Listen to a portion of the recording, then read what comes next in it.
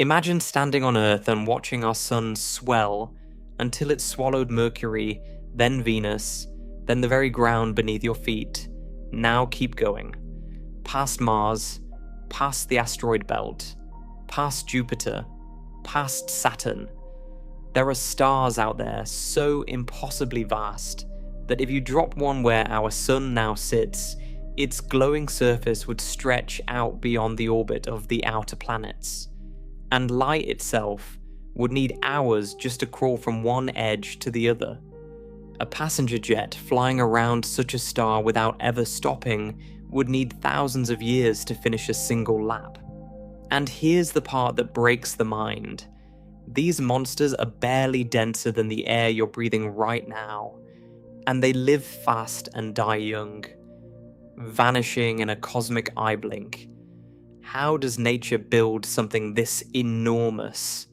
And which one truly wears the crown? Before we set off, if you find these slow journeys through the cosmos worth your time, a quick like or subscribe genuinely helps this channel keep growing. It only takes you a second, but it makes a real difference to me. Now, let's begin. Picture the sun hanging in the sky at noon. Now imagine it beginning to grow. Not exploding, not flaring, just swelling, smoothly and silently, the way a balloon fills with breath. First it reaches out and touches the orbit of Mercury, the little scorched world that circles closest to it. Then it engulfs Venus. Then, without slowing, its glowing edge sweeps past the place where Earth circles, and our entire world is swallowed whole. And still it keeps growing, past Mars, past the rocky rubble of the asteroid belt, past mighty Jupiter, the largest planet in our family of worlds, out towards Saturn and its rings. That is where we are going tonight. Towards stars so vast that this impossible thought experiment is not a fantasy at all, but a faithful description of what some of them would actually do if you place them where our sun now sits. But before we can truly feel the size of something that enormous, we have to build ourselves a ruler. We need familiar markers, distances we can hold in our minds, so that when the numbers grow monstrous, we still have something solid to measure them against. So let's begin with the most familiar star of all, the one we orbit, the one that gives us light and warmth and the rhythm of our days. Our sun feels enormous to us, and rightly so. It dominates the daytime sky. It is far too bright to look at directly. It pours out so much energy that standing in its light on a summer afternoon, you can feel it pressing warmth into your skin from 93 million miles away. In more universal terms, that distance is about 150 million kilometers. The sun has a diameter of roughly 1,390,000 kilometers, which works out to about 865,000 miles across. Those numbers are already slippery. They are too large to picture. So let us anchor them with something you can hold. If you shrank the sun down to the size of a basketball, then Earth, our entire planet, every ocean and mountain range and city and every human being who has ever lived, would be smaller than the head of a pin. It would be a tiny speck about 2.5 millimeters wide. That is the ratio between us and our own star. The sun is so much larger than Earth that you could line up about 109 Earths side by side just to span its width. And if you wanted to fill the sun's entire volume with Earths, you would need roughly 1,300,000 of them poured inside like sand into a jar. Sit with that for a moment, because it is the foundation of everything that follows. 1,300,000 Earths could fit inside the sun. And yet, as we will discover, our sun is a modest, middle-of-the-road star. It is not large, By the standards of the cosmos, it is rather ordinary, even a little on the small side. The truly enormous stars make our sun look like the pinhead Earth. And that comparison is not poetic exaggeration. It is arithmetic. So this is our first rung on the ruler. The sun is our basketball. Earth is our pinhead. Remember those two objects, because we are going to keep coming back to them. Now let us add the next markers. To understand the giant stars, knowing the sun's size alone is not enough. The real shock comes not from comparing one star to another, but from comparing a star to the distances between worlds in our own solar system. Because the largest stars are not measured against the sun's width. They are measured against the orbits of the planets. So we need to map out those orbits. And we need to do it honestly, because the distances are far larger than almost anyone imagines. Let us start close to home. The Earth orbits the Sun at that distance of about 150 million kilometers.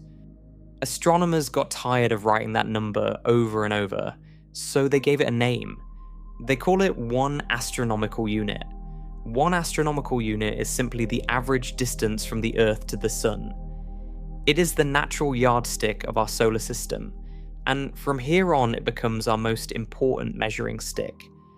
When we say a planet orbits at 5 astronomical units, we mean it sits 5 times farther from the Sun than we do. This little unit is going to do a lot of heavy lifting tonight, because the giant stars are so large that their radii are best described not in kilometers, which become absurd, but in astronomical units. Some of these stars have radii of 5, 6, 7, even 8 astronomical units. That means their surfaces, if centered on the Sun, would reach out several times the Earth-Sun distance. But I am getting ahead of myself. Let us walk the orbits one at a time. Just how far is 1 astronomical unit really? Let us make it concrete. Light, the fastest thing in the universe, travels at about 300,000 kilometers every single second. In that 1 second, light could circle the entire Earth roughly 7.5 times. It is almost unimaginably fast. And yet, light leaving the surface of the Sun takes about 8 minutes and 20 seconds to reach your eyes. That means the sunlight warming your face right now actually left the Sun more than 8 minutes ago. If the Sun were to vanish in an instant, you would continue to see it shining peacefully for 8 more minutes before the sky went dark. That is how far 1 astronomical unit is. It is more than 8 light minutes of empty space. Even at the speed of light, crossing the gap between us and our star is not instant. Hold on to that idea, because light travel time is going to become our most powerful tool for feeling the size of the giant stars. When a star is so large that light needs hours to travel from one side of it to the other, you know you have left all human intuition behind. Now let us move outward. The first world we pass is Mercury, hugging the Sun at about 0.4 astronomical units, less than half our distance. Then comes Venus at about 0.7 astronomical units. Then us, Earth, at exactly 1 astronomical unit by definition. Then Mars, the red planet, orbiting at about 1.5 astronomical units, half again as far from the Sun as we are. Already the distances are growing. Mars is so far away that radio signals sent to our rovers there can take anywhere from a few minutes to over 20 minutes to arrive, depending on where the 2 planets sit in their orbits. A conversation with a machine on Mars is a slow, patient thing. You send a command, then you wait. Sometimes for the better part of an hour before you even know whether it worked. And Mars is still one of our near neighbors. Beyond Mars lies a vast, mostly empty gap, and within it floats the asteroid belt, a scattered ring of rocky debris orbiting between roughly 2 and 3.3 astronomical units from the Sun. People often imagine the asteroid belt as a dense, dangerous field of tumbling boulders, the kind you see in films where a pilot must weave frantically to avoid collision. The reality is almost the opposite. The asteroid belt is so spread out that if you were standing on one asteroid, you would very likely not be able to see another one with your naked eye. The distances between the rocks are enormous compared to the rocks themselves. Spacecraft have flown through the belt many times without any special precautions, and the odds of striking anything are vanishingly small. This is our first lesson in a theme that will return again and again tonight. Space is mostly emptiness. Even where we imagine crowding, there is overwhelmingly nothing. And remember that, because the giant stars we are climbing toward turn this idea on its head. They take that same emptiness and somehow puff themselves up into it until they become almost as thin as the void itself, yet glowing. Press onward and we reach the realm of the giants of our own solar system. Jupiter orbits at about 5.2 astronomical units. Stop and feel that number. Jupiter sits more than 5 times farther from the Sun than we do. Light that has already taken 8 minutes to reach Earth must travel for over 40 more minutes to reach Jupiter. From Jupiter, the Sun would appear as a brilliant point, far smaller and dimmer than the warm disk we see, shrunk to a fraction of its size in our sky. Jupiter itself is a true behemoth among planets. It is so large that all the other planets in the solar system combined could fit inside it with room left over. About 1,300 Earths could fit within Jupiter's volume, and yet here is the humbling part. About 1,000 Jupiters could fit inside the Sun. So even Jupiter, the king of planets, the giant that dominates everything else orbiting our star, is itself a small thing compared to the Sun. The hierarchy is steep. Earth is a pinhead next to the Sun.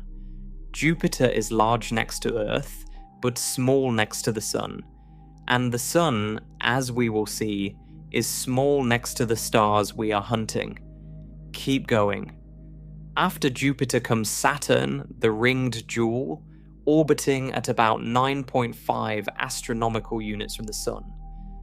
9.5 times the Earth-Sun distance. Now light needs about an hour and 20 minutes just to crawl from the Sun out to Saturn. When the Cassini spacecraft orbited Saturn, the commands it received and the images it sent back took well over an hour to make the one-way trip.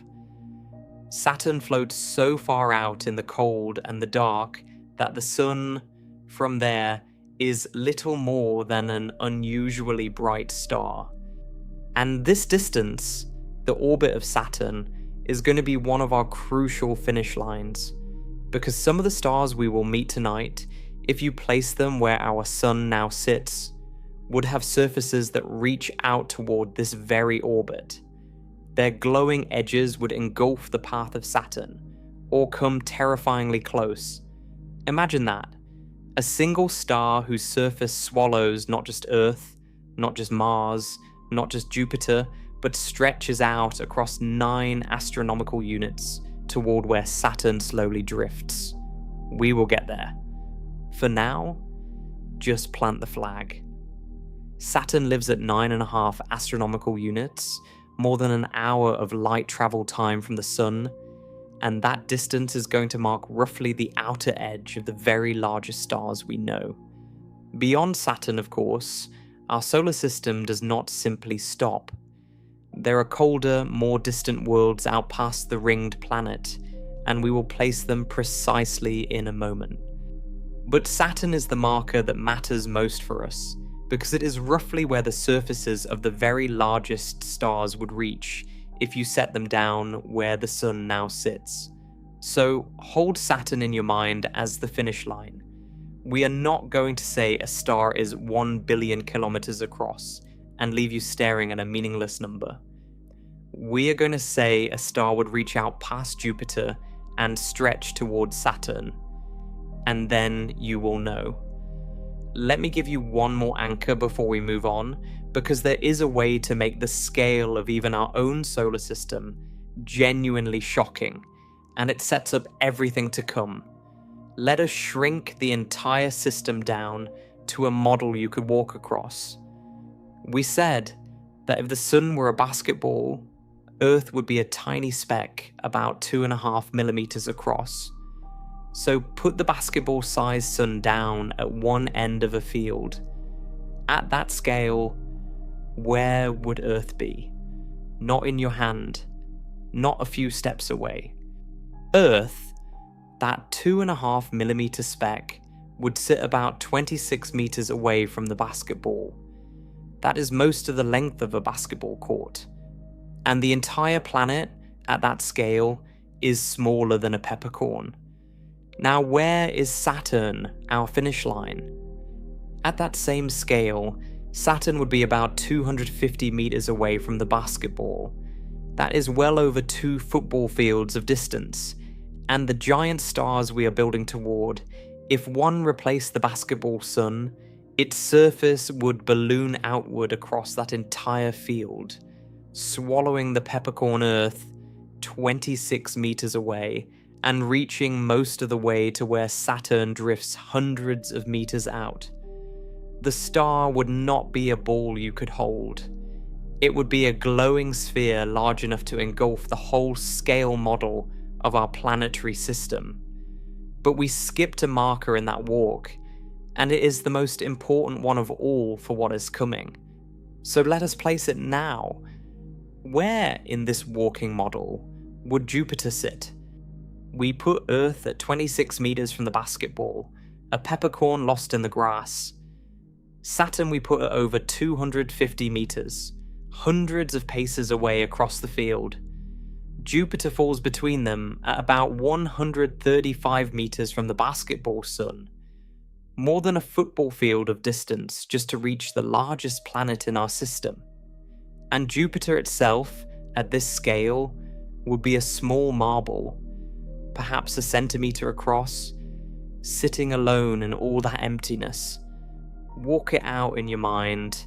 You leave the basketball at one end of the field. You walk 26 meters and pass the peppercorn Earth, easy to miss entirely. You keep walking, past the empty stretch where the asteroid belts, scattered grains of dust would drift. So far apart you would never see two at once. You walk 100 meters, then 135, and there is the marble of Jupiter. And you are still not halfway to Saturn. This is the part almost no one feels in their bones. The solar system is not a tidy diagram with the planets bunched together near the sun, the way the pictures in books always draw it. It is overwhelmingly empty, with tiny worlds flung across vast gulfs of nothing. And remember why we are pacing this out so carefully. Because the stars we are hunting, dropped onto that basketball, would not be marbles or peppercorns. Their glowing surfaces would swell out across the grass and swallow the 26-meter Earth, then reach the 135-meter Jupiter, and keep reaching toward the distant Saturn. The star would fill the field. You couldn't walk across the model anymore, because you would be walking inside the star. Let me carry the walk one step further out, to the cold edges, because it sets a boundary we will need.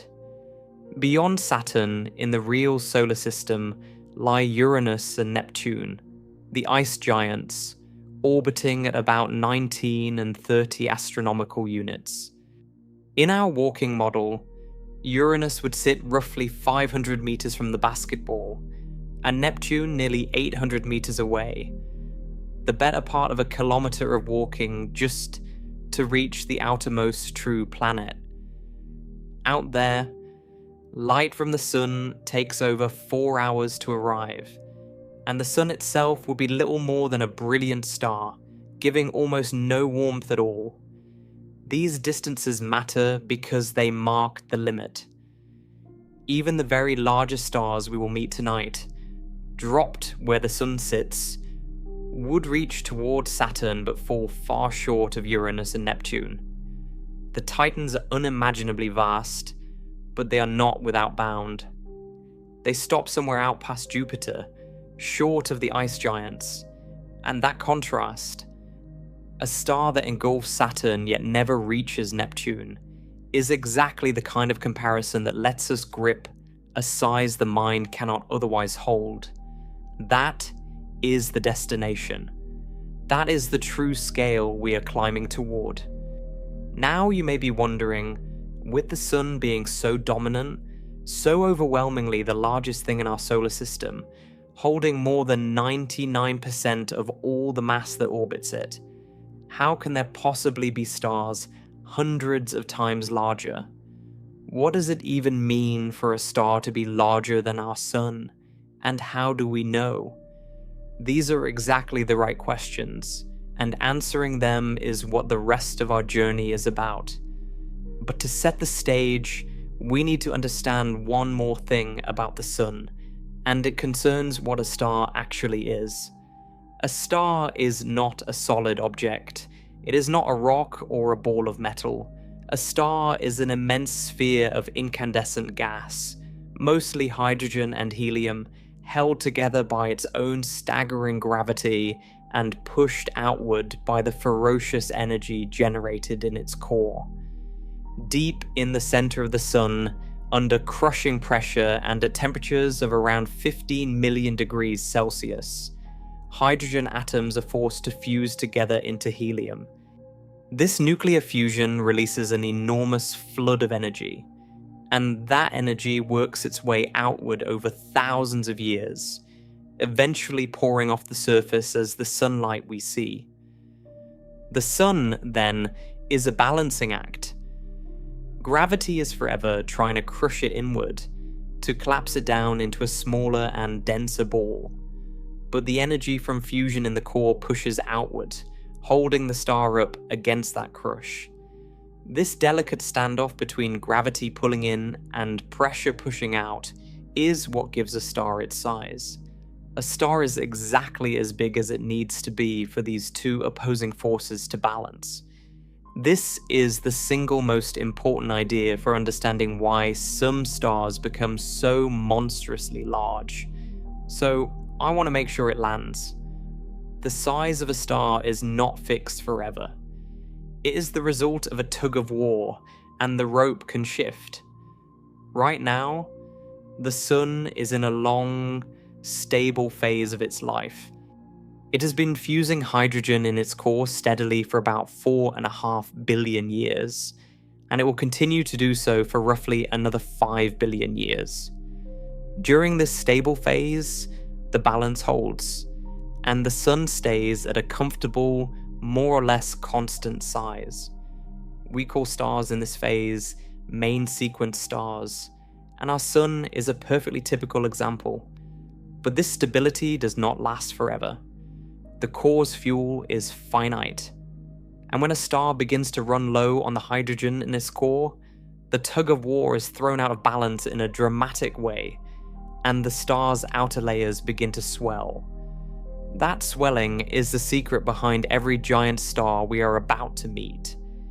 It is the engine that turns an ordinary sun into something that could swallow the orbit of Saturn. But notice something crucial here. Something that will matter enormously later. When a star swells up to enormous size, its mass does not grow with it. The amount of material in the star stays roughly the same, or even decreases as the star sheds gas into space. So that same amount of stuff gets spread across a vastly larger volume. Think about what that means. If you take the material of a star and puff it out to hundreds of times its original size, that material has to thin out dramatically.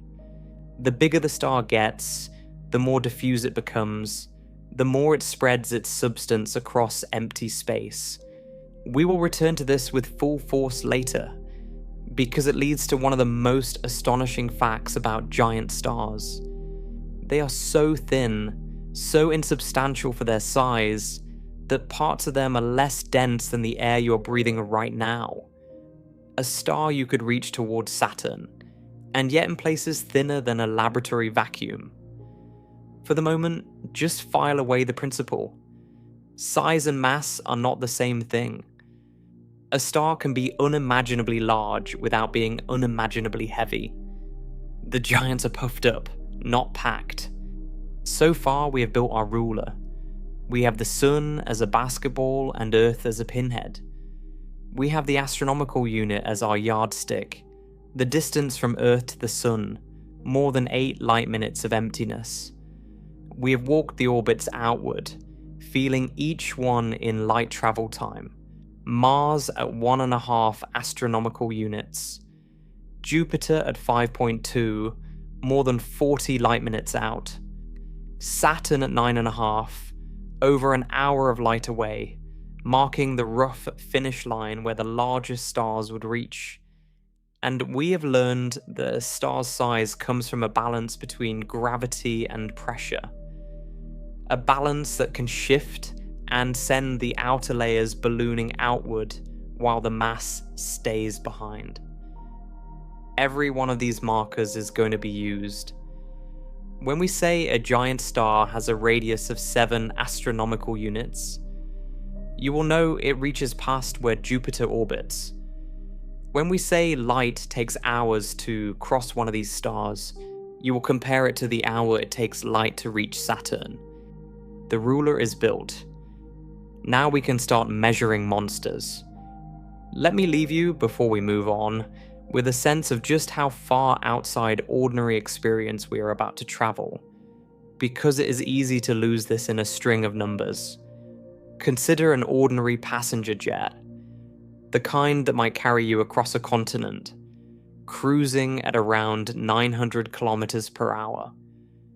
To fly all the way around the Earth's equator at that speed, without ever stopping, would take you roughly 45 hours, less than 2 days. The Earth feels huge when you're standing on it, but at jet speed it is a journey of under 2 days to circle. Now consider the sun. To fly that same jet all the way around the sun's circumference, around the equator of our star, would take you not 2 days, but about 7 months of continuous flight. More than half a year, just to lap the sun once. That alone should tell you how much larger the sun is than the world beneath your feet. But here is the thought I want to leave burning in your mind as we climb. There are stars out there, real stars that astronomers have observed and measured, so vast that to fly that same passenger jet around just one of them, without stopping, day and night, year after year, would take you not 7 months, but thousands of years. You could begin the flight at the dawn of recorded human history. Fly continuously through the rise and fall of every empire that has ever existed. Fly past the invention of writing and the building of the pyramids and every war and every peace. Fly all the way to the present moment, and you would still not have completed a single lap. That is the kind of object we are hunting. That is the true scale of the biggest stars ever found. And there is one more piece of honesty I owe you before we begin the climb, because it will shape everything we say. When you hear that a certain star is the largest ever discovered, or that some particular giant holds the record, the truth is far messier and far more interesting than a simple ranking suggests. Measuring the size of a star is extraordinarily difficult. These objects are so far away that even in our most powerful telescopes, almost all of them appear as nothing more than single points of light, with no visible disk to measure. To work out how large a star truly is, Astronomers must combine many indirect clues. They measure how much energy the star pours out. They measure its temperature from the colors in its light. They estimate its distance, which is itself often uncertain by a wide margin. And then they feed all of this into models of how stars behave, and out comes an estimate of the radius, an estimate that always carries a band of uncertainty around it. A star might be listed as roughly 1,500 times the radius of the Sun, but the honest version of that statement is that it lies somewhere between perhaps 1,000 and 2,000 times the Sun's radius, depending on which measurement and which model you trust. The giant stars are also restless, swelling and shrinking and shedding material, so their very size changes over time. This is why the title of largest star known is not a fixed crown sitting on one head. It passes around. It shifts with every new measurement, every refined distance, every improved model. We will meet several stars tonight that have, at one time or another, been called the largest known, and we will treat each of their sizes not as a settled fact carved in stone, but as our best honest estimate wrapped in real uncertainty. That humility is not a weakness in the story. It is the story. The frontier of the largest stars is a place where human knowledge is still actively reaching, still arguing, still refining, and there is something wonderful in that. We are not hearing numbers out of a finished textbook. We are standing at the edge of what can currently be known, looking out at objects so distant and so strange that pinning down their true size is one of the genuine challenges of modern astronomy. So, as we climb the ladder of giants, hold both feelings at once. Hold the awe at sizes that beggar the imagination, and hold the honest knowledge that every one of those sizes is a careful, hard-won, still uncertain estimate. With our ruler built and our humility in place, we are ready to ask the deeper question. Not just which stars are the biggest, but how nature manages to build something so impossibly large in the first place. To answer that, we have to follow a star through the great transformation of its life, the moment when the quiet balance breaks and an ordinary sun begins, slowly and unstoppably, to swell into a giant. To understand how a star becomes a giant, we have to understand what is happening in its heart. And to do that, we need to follow our own sun forward in time, through the great crisis that awaits every star like it. Because the giants we are hunting did not begin as giants. They began as ordinary stars, balanced and stable, no different in principle from the sun warming your face today. What turned them into monsters was not some exotic birth, but a transformation that comes for nearly every star, including ours. The swelling of a star into a giant is not a rare accident. It is the destiny written into the laws of physics from the moment a star ignites. So let us begin where every star begins, in that long, stable middle age. And then let us watch the balance break. We learned that a star is a tug of war between gravity pulling inward and the pressure of energy pushing outward. During the long stable phase, this balance is held by nuclear fusion in the core. Deep in the center of the sun, hydrogen is being fused into helium, and that process releases the flood of energy that holds the star up. Now here is the key detail that explains everything to come. The fusion happens only in the core, only in the innermost region where the temperature and pressure are high enough to force hydrogen atoms together. The outer layers of the star, the vast bulk of its material, are not fusing anything. They are simply along for the ride, held up from below by the energy pouring out of that central furnace. The core is the engine, the rest is the cargo, and the engine is steadily burning through its fuel. Think of the core as a tank of hydrogen that has been set alight. For billions of years, that tank burned steadily, converting hydrogen into helium, and the helium ash collects in the center because it is denser and sinks inward. The star does not notice this for a very long time. The balance holds. The sun has been doing exactly this for 4.5 billion years, and will continue for billions more. But the tank is finite. The hydrogen in the core is being used up, and the helium ash is piling higher. Eventually the day comes when the core has converted nearly all of its hydrogen into helium. The central furnace, which has burned so faithfully for so long, begins to sputter. And when the core fusion falters, the balance that held the star together for billions of years begins to break. This is the turning point. This is where ordinary stars begin their transformation into giants. Now you might expect that a star running out of fuel would simply shrink and fade, like a dying ember cooling to ash. That is the intuitive guess, and it is exactly wrong. What actually happens is one of the most counterintuitive and beautiful processes in all of physics. When the core's hydrogen runs out, fusion in the very center stops. With the furnace momentarily quiet, there is suddenly nothing pushing outward to resist gravity. So gravity wins for a moment, and the helium core begins to contract, squeezing inward under its own weight. And here is the crucial twist. When you compress a gas, it heats up. As the helium core contracts, it grows hotter and hotter and denser. That raising heat does not just sit there.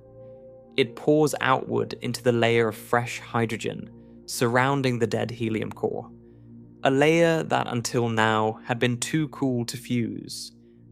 And as that surrounding shell of hydrogen is heated by the contracting core beneath it, it reaches the critical temperature and ignites. Fusion begins again, but no longer in a single point at the center. Now it burns in a shell, a glowing layer of hydrogen wrapped around the inert helium core like the rind around a fruit. This shell burning is the secret engine of every giant star. So let us be sure we feel why it changes everything. When fusion burned only in the core, it released a certain steady amount of energy. But shell burning around a hot, contracted core is far more furious. The shell is hotter, it is denser, and it burns through hydrogen far faster than the old core ever did. The star is now generating dramatically more energy than before, and all of that energy has to go somewhere. It floods outward into the overlying layers of the star, the vast envelope of gas that makes up most of the star's bulk. And that envelope, suddenly flooded with far more energy than it was built to handle, responds the only way it can. It expands. It pushes outward. The star begins to swell. This is the answer to the question we have been circling since the very beginning. How does a star become enormous? It becomes enormous because the energy from shell burning inflates its outer envelope, pushing the surface outward to vast distances. And notice what is happening to the balance of forces. The core is contracting, shrinking inward, getting smaller and hotter and denser. But the envelope is doing the opposite, ballooning outward to ever greater size. A single star is simultaneously collapsing in its center and inflating on its surface. The star is tearing itself into two regions moving in opposite directions, a tiny dense core within an immense bloated envelope. The surface, the part we would see, races outward, and the star's radius grows by factors of tens, then hundreds. An ordinary star, comparable to the sun, swells until it becomes a red giant. Why red? This is worth pausing on, because the colour is not incidental, it is a direct clue to the physics. When the envelope expands to enormous size, that same outpouring of energy is now spread across a vastly larger surface area. Imagine spreading a fixed amount of warmth across a balloon. As the balloon inflates, any single patch of its surface receives a smaller share of that warmth, and so it cools. The same is true for the swelling star. As its surface area balloons outward, the surface itself cools, dropping from the yellow-white heat of the sun to a duller, cooler glow. And cooler stars shine red. This is one of the great counterintuitive facts of stellar life. A red giant is not red because it is hotter than the sun. It is red because its surface is cooler than the sun, even though the star as a whole is pouring out far more total energy. The energy is simply spread so thin across the giant surface that each patch glows only a sullen red. So the colour red, when you see it in a giant star, is the visible signature of a surface that has been stretched and cooled by enormous expansion. It is the badge of a swollen star. Let us put numbers to this transformation, using the ruler we built. When our own sun reaches this stage, billions of years from now, it will swell into a red giant. Estimates suggest it will expand until its surface reaches out somewhere near the orbit of the Earth, possibly engulfing Mercury and Venus entirely, and scorching or swallowing our own world. Remember our scale. Today the sun's surface sits at the center, and Earth orbits 1 astronomical unit away, 26 meters from the basketball in our walking model. As a red giant, the sun's surface will balloon outward across most of that distance. A star that today you could lap with a jet in 7 months will become a star so large that the same flight would take many years. And our sun is only a modest star. It will make only a modest red giant. The true monsters start from far heavier beginnings, and their swelling carries them not to the orbit of Earth, but out past Jupiter and towards Saturn. To understand them, we need to look at what happens when a much more massive star goes through this same crisis. Here is where the story branches, and where the real giants are born. The degree to which a star swells, and the ultimate size it can reach, depends overwhelmingly on one thing: how much mass the star had to begin with. Our sun is a lightweight, but stars come in a vast range of masses, from small red dwarfs with a fraction of the sun's mass, up to rare and brilliant monsters with 10, 20, 50, even more times the sun's mass. And mass changes everything about how a star lives and how large it can swell. A more massive star has far stronger gravity pressing inward on its core. To resist that crush, its core must burn hotter and faster, fusing its fuel at a furious rate. This has a profound and somewhat tragic consequence that we will return to in full later, but I must plant it here. The more massive a star is, the faster it burns through its fuel, and so the shorter its life. The most massive stars, despite having far more fuel to begin with, burn it so extravagantly that they live only a few million years, a cosmic eye blink compared to the 10 billion years of a star like the sun. The giants live fast and die young, but while they live, and while they swell, they reach sizes our sun could never dream of.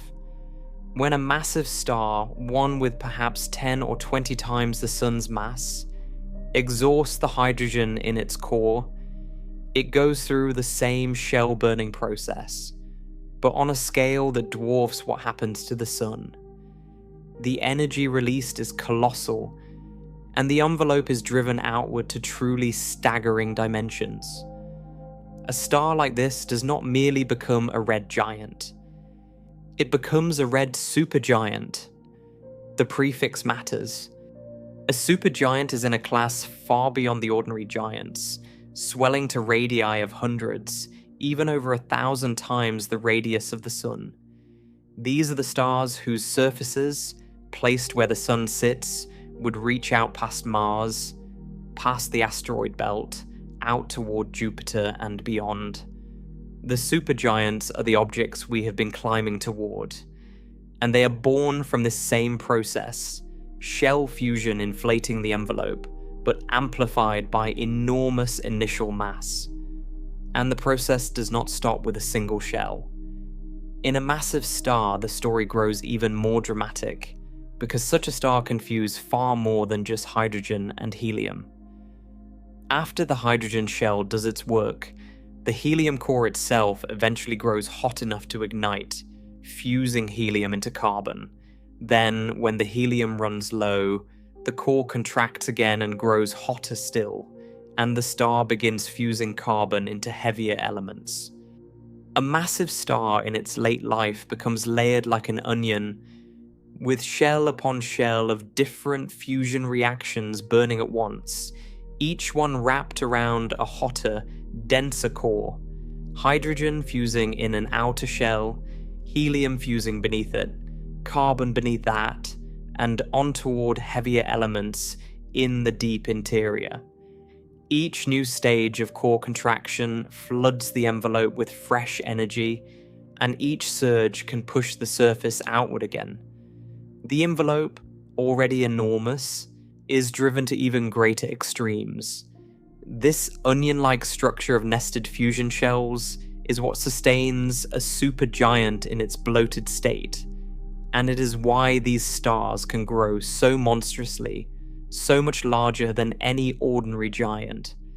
There is another layer of subtlety here that explains why the very largest stars are red supergiants and hypergiants in particular, rather than blue or white ones. As a massive star ages, it does not simply swell once and hold steady.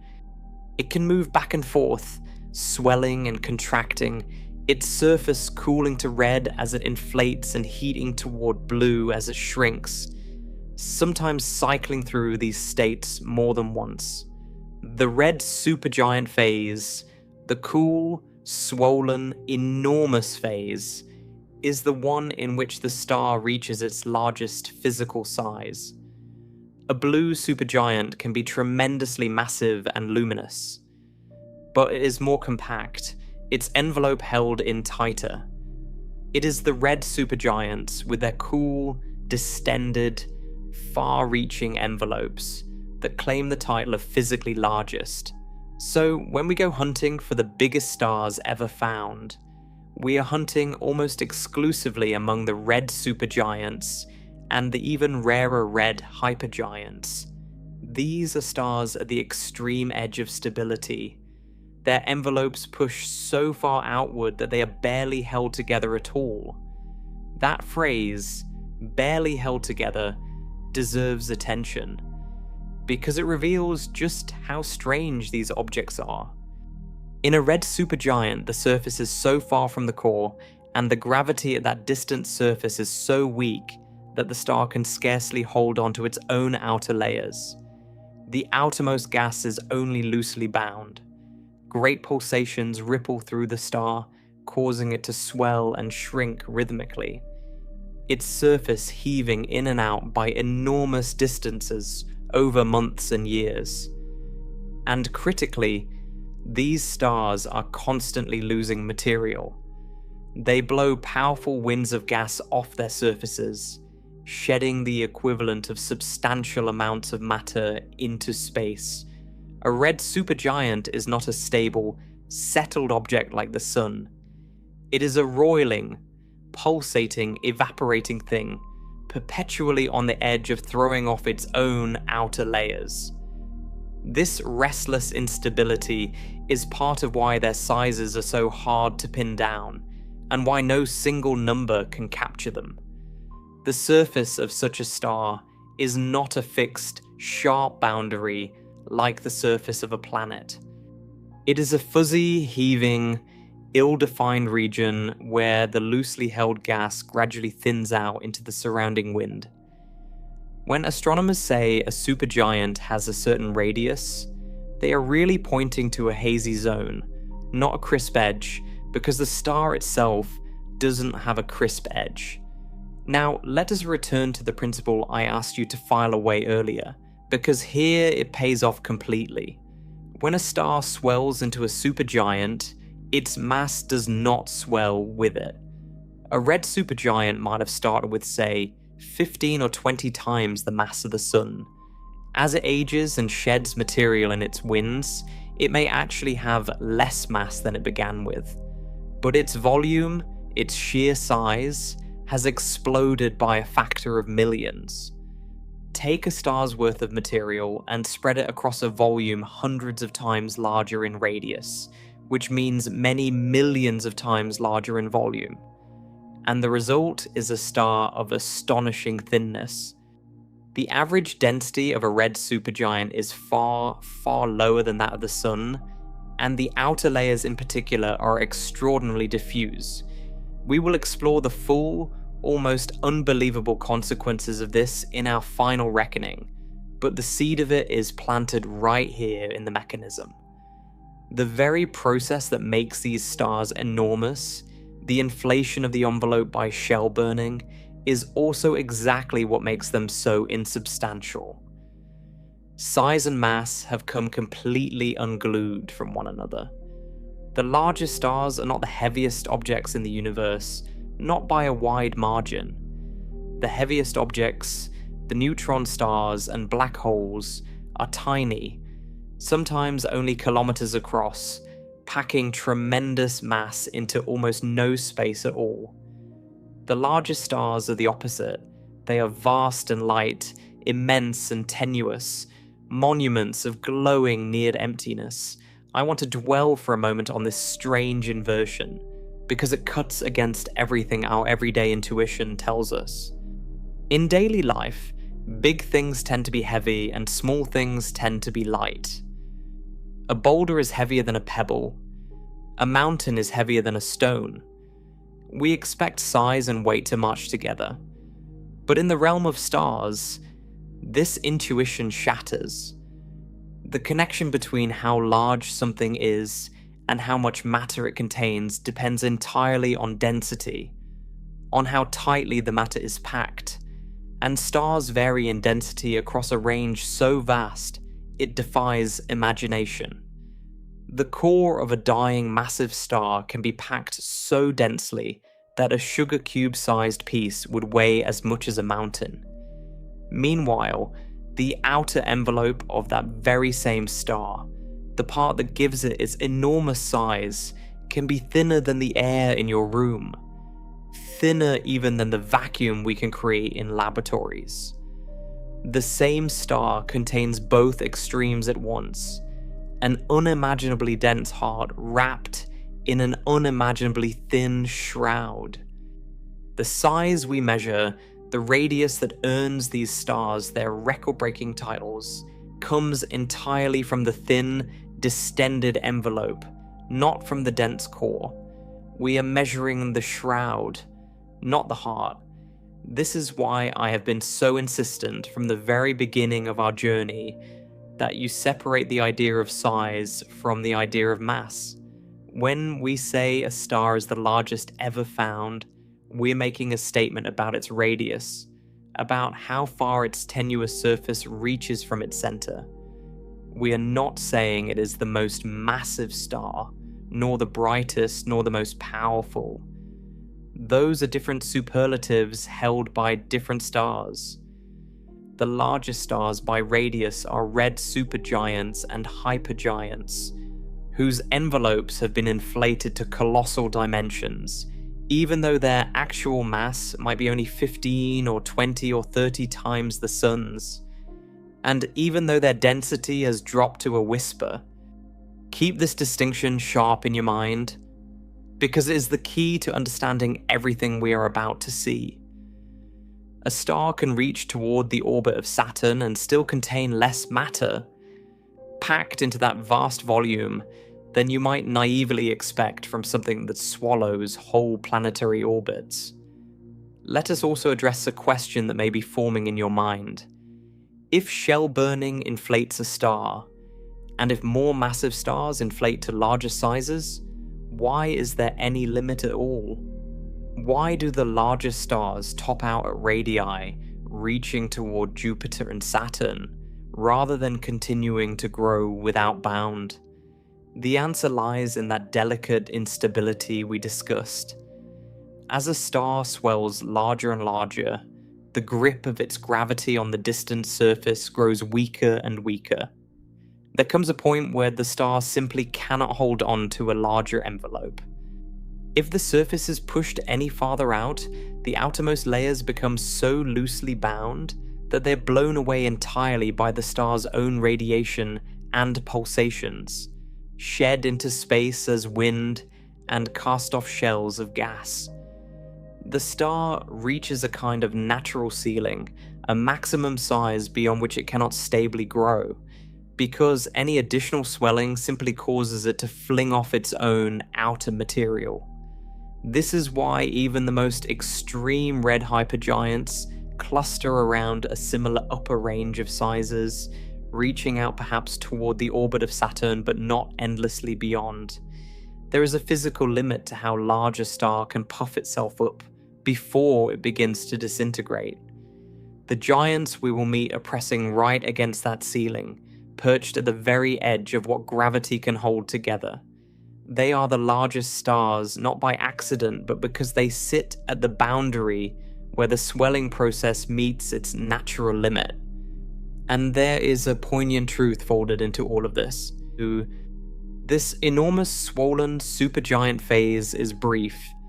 We touched on it earlier, and it deserves emphasis here, because the mechanism that creates these giants is also a countdown clock. The shell-burning, envelope-inflating phase that turns a massive star into a red supergiant is one of the final chapters of that star's life.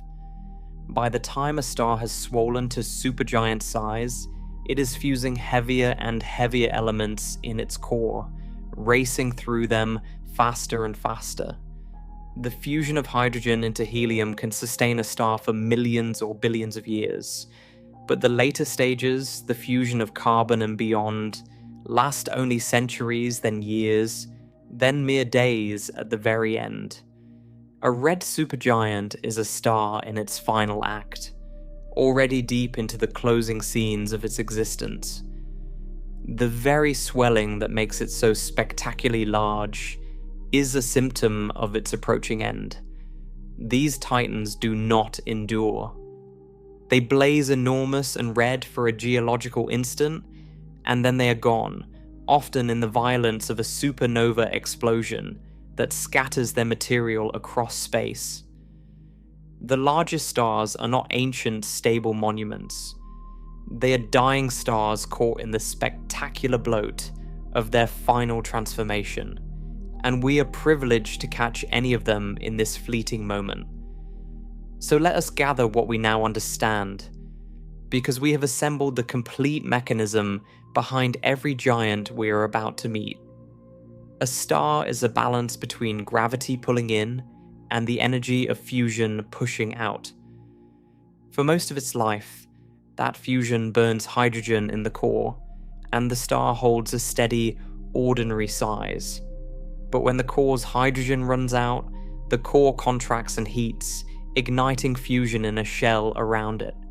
That shell burning releases far more energy than before, and the flood of energy inflates the star's outer envelope, swelling it to enormous size and cooling its surface to a red glow. In massive stars, this process repeats through layer after layer of fusion, driving the envelope outward to supergiant and hypergiant dimensions, until the star reaches the natural ceiling, where its own weak surface gravity can no longer hold on, and it begins shedding material into space. The result is a star of paradoxical character, immense in size yet modest in mass, with a crushingly dense core wrapped in an envelope thinner than air, perched at the edge of stability, pulsating and evaporating, living out the brief and brilliant final chapter of its existence. That is what a giant star is. That is how nature builds something large enough to swallow the orbit of a planet.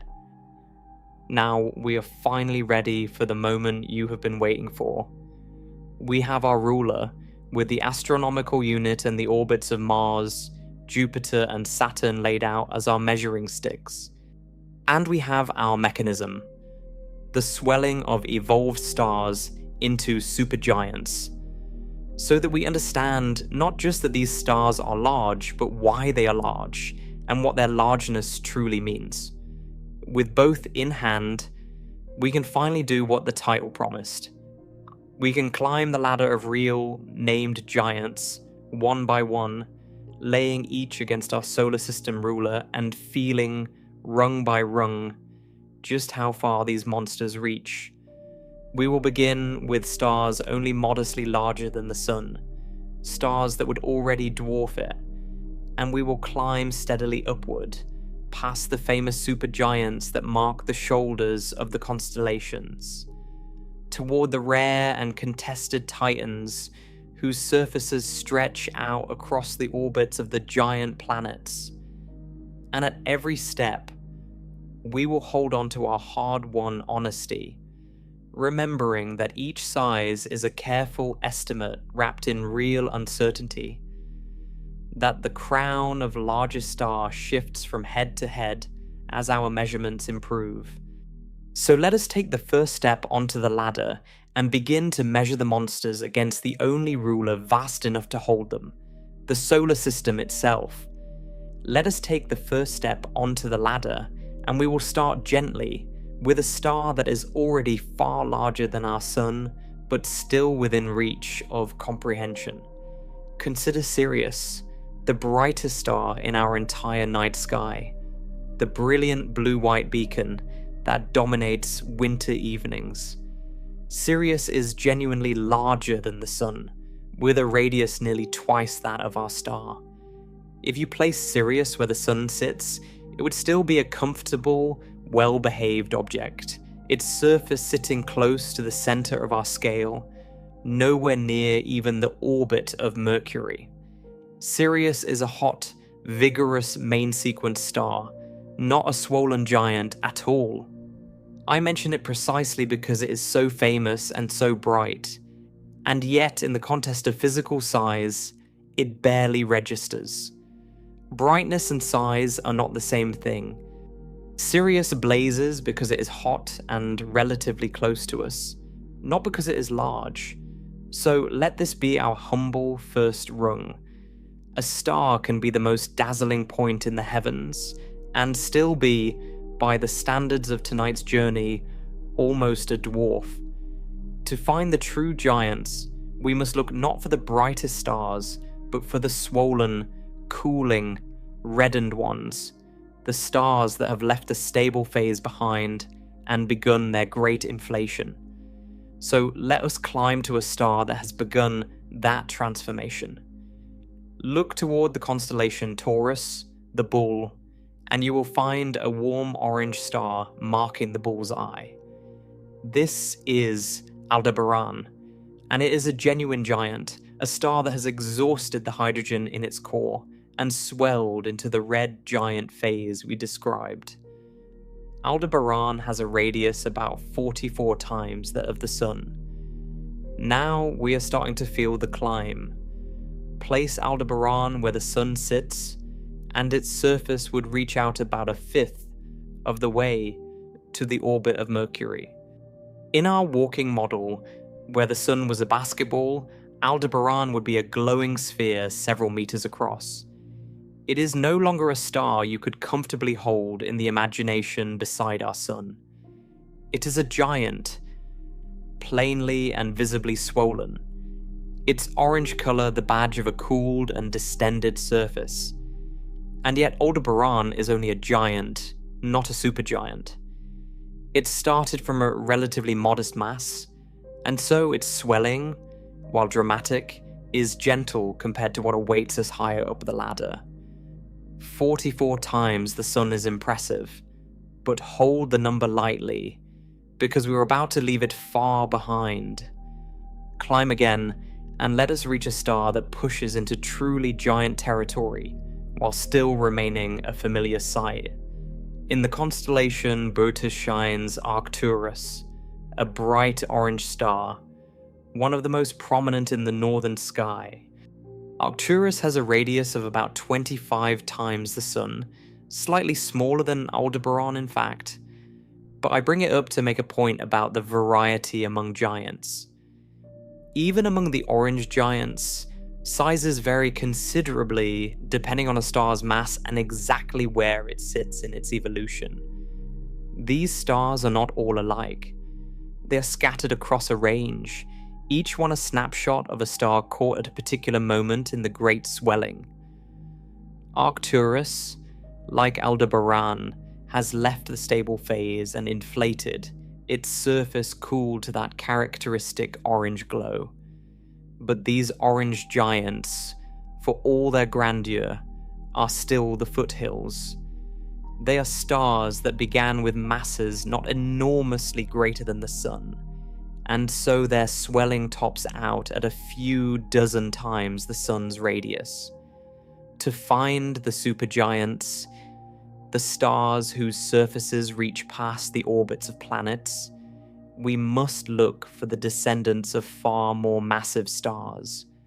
And so we leave the giants behind and ascend to the supergiants, where the numbers stop being merely large and start becoming genuinely difficult to believe. Turn your gaze to the constellation Scorpius, the scorpion, low in the summer sky.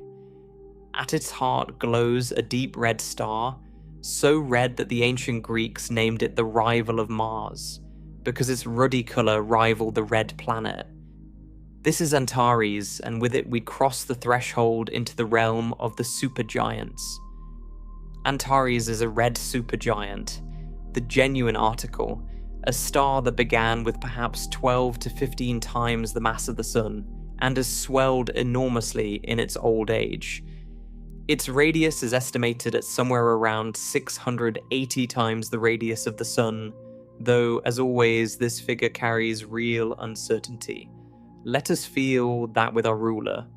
680 solar radii works out to a radius of roughly 3 astronomical units, 3 times the Earth-Sun distance. Place Antares where the Sun sits, and its glowing surface would engulf Mercury, engulf Venus, engulf Earth, engulf Mars, and reach out into the asteroid belt itself. Everything we think of as the inner solar system, every rocky world, would lie buried deep inside this single star. The orbit of Mars, that marker we planted at 1.5 astronomical units, would sit roughly halfway between the center of Antares and its surface. The star would have swallowed the entire inner solar system and still had room to spare, reaching out toward Jupiter. Take a moment with that, because it is the first time on our climb that we have truly used the solar system as a ruler in the way I promised. Antares is not a number anymore. It is a star that, dropped into the center of our planetary system, would swallow the ground beneath your feet and keep going, out past Mars into the belt of asteroids. And remember what we learned about light travel time. Light takes about 8 minutes to cross from the Sun to Earth. To cross from the center of Antares to its surface, a distance of 3 astronomical units, light would need about 25 minutes. And to cross the full diameter of the star, from one edge all the way to the other, light would need close to 50 minutes, the better part of an hour. Imagine that. A beam of light, the fastest thing in existence, capable of circling the Earth 7 times in a single second, would need nearly an hour just to traverse this one star. That is the scale we have reached, and we are still only on the lower rungs of the supergiant ladder. Now let us turn to the most famous supergiant of all, the one star above all others that people think of when they imagine a stellar giant. Look to the constellation Orion, the Hunter, one of the most recognizable patterns in the sky. Mark the Hunter's shoulder, and you will find a distinctly reddish star. This is Betelgeuse, the red supergiant that has become almost a household name. Betelgeuse is a magnificent object, and it sits at an interesting place on our ladder. Comparable to Antares, but with its own character and its own deep uncertainties. Estimates of its radius vary considerably, but a commonly cited figure places it at somewhere around 700 to perhaps over 800 times the radius of the Sun, with some estimates ranging higher and lower depending on the assumed distance and the model used. Let us take a representative figure of around 750 solar radii. That translates to a radius of roughly 3.5 astronomical units. Place Betelgeuse where the Sun sits, and its surface would reach out past the orbit of Mars and well into the asteroid belt, approaching but not quite reaching the orbit of Jupiter at 5.2 astronomical units. The entire inner solar system, all 4 rocky planets in the asteroid belt, would be enclosed within this one star. Betelgeuse is worth dwelling on, not just for its size, but because it perfectly illustrates the restless, unstable nature of these supergiants that we discussed. This is a star caught visibly in its death throes. It pulsates, swelling and shrinking, its brightness varying noticeably over time. In recent years, Betelgeuse underwent a dramatic and mysterious dimming that captured the attention of astronomers worldwide, as the star faded to a fraction of its usual brightness before recovering. The leading explanation is that the star belched out a great cloud of material, which then cooled and condensed into dust, temporarily veiling part of the star's surface from our view. This is exactly the kind of behavior we expect from a red supergiant near the end of its life. A star so loosely bound at the surface that it sheds great gouts of material into space. A star perched at the very edge of stability. Betelgeuse is expected to end its life as a supernova at some point in the astronomically near future, which could mean tomorrow or could mean 100,000 years from now. And here is a haunting thought to hold. Betelgeuse is far enough away that its light takes centuries to reach us. It is entirely possible that the star has already exploded, that the supernova has already happened, and that the light of that explosion is even now racing toward us across the void, not yet arrived. When we look at Betelgeuse tonight, we are seeing it as it was long ago, and we cannot know its present state. We are looking at a ghost of light, an image of a star that may or may not still exist in the form we see. But before we leave the stars, you can find with your own eyes there is one more naked eye supergiant that deserves its place on the ladder, a star less famous than Betelgeuse but larger and stranger in colour. Turn to the constellation Cepheus, the king, high in the northern sky, and look for a star of such deep, smouldering red that the astronomer who first described it called it a remarkable shade, like a drop of blood on a black field. This is Cephei, known for centuries as the Garnet Star, named for the rich red jewel its colour recalls. It is one of the reddest stars visible without a telescope, and that colour is not a trick of the eye. It is the direct signature of everything we learned about swollen surfaces. Cephei is a red supergiant whose surface is cooled to a deep, sullen red, precisely because its envelope has ballooned to such enormous size, spreading its energy across a vast, cool surface. Its radius is estimated at somewhere around 1,000 to 1,400 times the radius of the Sun, larger than Betelgeuse by most estimates. Though, as always, the figure carries real uncertainty and shifts from study to study. Let us take a representative value near the upper end, around 1,300 solar radii. That gives a radius of roughly 6 astronomical units. Place Cephei where the Sun sits, and its surface would engulf Mercury, Venus, Earth, Mars, the entire asteroid belt, and reach out past the orbit of Jupiter at 5.2 astronomical units. The king of planets would orbit deep inside this single blood-red star, buried beneath layers of glowing gas. And here's what makes Cephei so valuable on our climb. It is a bridge. It is faint enough that you would never notice it without knowing where to look, yet bright enough to see with the unaided eye on a dark night. And it sits right at the threshold between the famous supergiants we can casually point to and the distant telescope-only titans we're about to meet. When you find the Garnet Star in the sky, you're looking at a genuine titan, a star large enough to swallow Jupiter's orbit, hanging quietly in the north, its deep red colour a warning of the swollen dying state that earns it its size. It is also, like all of these stars, shedding material steadily and pulsating slowly over years. Another dying giant caught in the same restless act as Betelgeuse and Antares, only larger and redder still.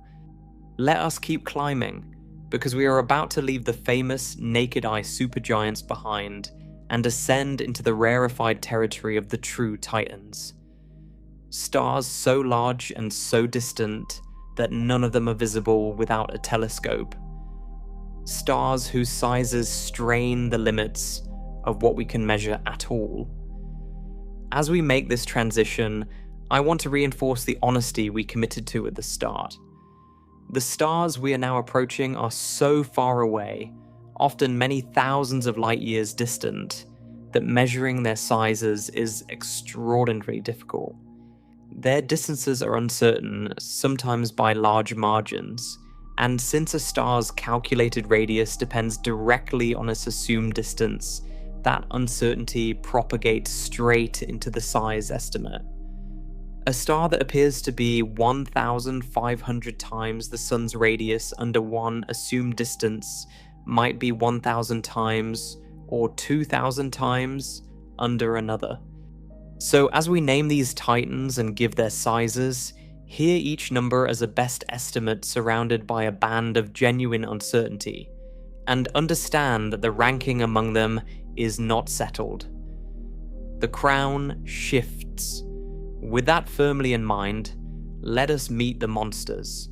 We begin the upper climb with a star bearing a strange and beautiful designation, WOHG 64, located in the Large Magellanic Cloud, a small companion galaxy to our own Milky Way. This star is so distant, well over 160,000 light-years away, that it lies entirely outside our galaxy, and yet it is so enormous that astronomers have studied it intensely. WOHG 64 is a red supergiant, possibly bordering on hypergiant, with a radius estimated at somewhere around 1,500 to 1,540 times the radius of the Sun. Now we have left the inner solar system entirely behind. A radius of 1,500 solar radii works out to about 7 astronomical units.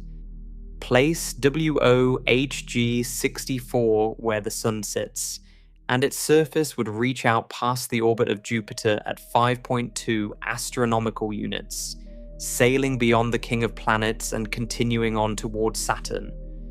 Jupiter, that giant world that could swallow all the other planets, would orbit deep inside this star, buried in its glowing envelope. OHG 64 is also remarkable because it is surrounded by a thick, dusty cocoon of material that it has shed, a torus of gas and dust enveloping the star, evidence of the furious mass loss we described as the hallmark of these dying titans. Recent observations have even managed to capture the region immediately around this star, an astonishing feat given that it lies in another galaxy. To resolve any detail at all around a star so impossibly far away is a triumph of modern astronomy, and it gives us a rare close look at a supergiant in the act of tearing off its own outer layers. Climb higher still, and let us return to our own galaxy to meet a star that has often been mentioned in the contest for largest known, VY Canis Majoris, a red hypergiant in the constellation Canis Major, the Greater Dog. The word hypergiant signals that we have reached the most extreme category of all, stars so luminous and so swollen that they sit at the absolute upper limit of stellar stability. V Canis Majoris has had its radius estimated across a wide range over the years, with figures historically ranging from over 1,000 to as high as 2,000 times the radius of the Sun. More careful recent estimates tend to place it around 1,400 times the Sun's radius, though the uncertainty here is substantial and the figure has shifted as measurements have improved. Take a representative value of roughly 1,400 solar radii, and we get a radius of about 6.5 astronomical units. Once again, place this star where the Sun sits, and its surface reaches out past the orbit of Jupiter, well beyond 5.2 astronomical units, heading toward Saturn. VY Canis Majoris is a profligate cheddar of material, surrounded by an extensive, complex nebula of gas and dust that it has cast off over thousands of years, a tangled cloud bearing witness to repeated eruptions and outflows. It is a star in profound distress, hemorrhaging its own substance into space, one of the clearest examples we have of a supergiant living on the knife's edge of disintegration. Let me pause our ascent to make a point about light travel time at these scales, because it gives us perhaps the most vivid feeling of all for how large these stars are. We said that to cross the 3 astronomical unit radius of Antares, light needs about 25 minutes. Now, consider a star like VY Canis Majoris, with a radius of 6.5 astronomical units. To travel from the center of this star to its surface, light would need over 50 minutes, and to cross the full diameter of the star from one edge to the other, light, the fastest thing in the universe, would need well over an hour and a half. Think about what that means. If you stood on the surface of such a star and flashed a beam of light across to the far side, and if that beam could somehow travel through the star unimpeded, it would take longer than an hour and a half to arrive. The same light could cross our entire inner solar system, from the Sun out past Mars, in less than half that time. We have built a star wider than the distance light travels in an hour. There is almost no human frame of reference for such a thing. The largest object most of us can conceive of is perhaps the Earth, which light circles 7 times a second.